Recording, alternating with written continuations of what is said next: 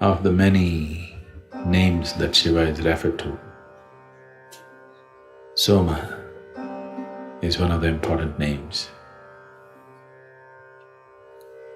Soma literally means intoxication. If there is no intoxication, you will never be mad enough to jump into the ultimate void, which is only liberation. So, Soma or Somasundara is one of prominent names of Shiva. Always inebriated, but fully alert. So,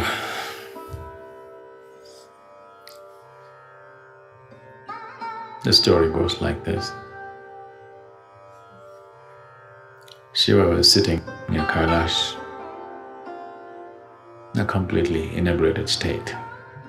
The news spread all over India that there is a man sitting, so magnificent a man that slowly year after year, people started making the pilgrimage. There was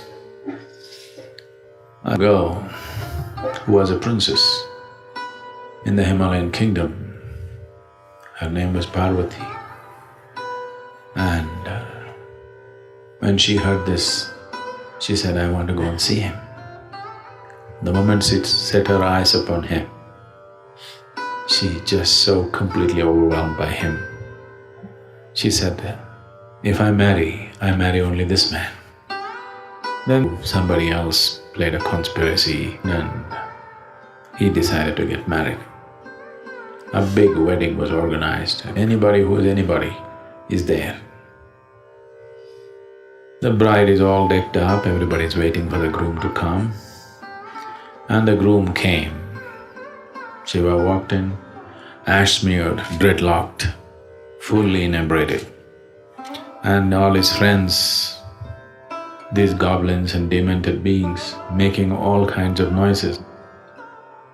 Parvati's mother Meena saw this man and his friends, and when she thought that her daughter is going to marry this man, she just fainted and fell.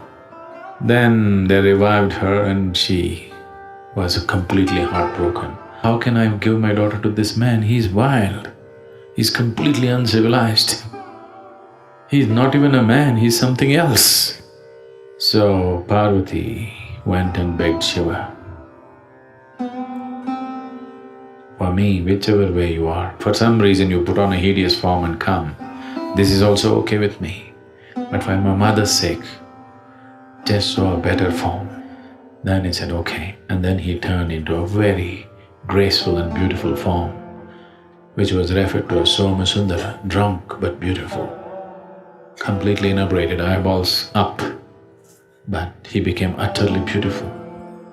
Then Meena revived and looked at this magnificent man standing there, and she said, "I would like to give my daughter to this man, not to that one." So, inebriation, intoxication is an essential quality of meditativeness. If that's not there, if you're not drunk, how can you just sit? It was the most torturous thing, simply sitting there like this, trying to concentrate on something. So that's his essential quality. So he carried the moon. That's a symbolism, that he is always drunk upon himself, no substances. So when we said Shiva constantly drank Somarasa, he was not an alcoholic. He just imbibed the moonbeams which he carried always in his hair and constantly drunk. This blissful state is not a goal by itself. These blissful states eliminate the fear of suffering. Only when the fear of suffering is gone, only when this idea, what will happen to me, is completely eliminated from you, you would dare to explore life. Otherwise, you only want to protect it. Whether a career or a business, it's all about security. Marriage is about security. Everything is about security. As long as the fear of suffering is constantly playing its role, now you will not dare to really go into deeper dimensions of life. Only if you're drunk like this, but fully alert. Now, there is no fear of suffering, you're willing to go anywhere.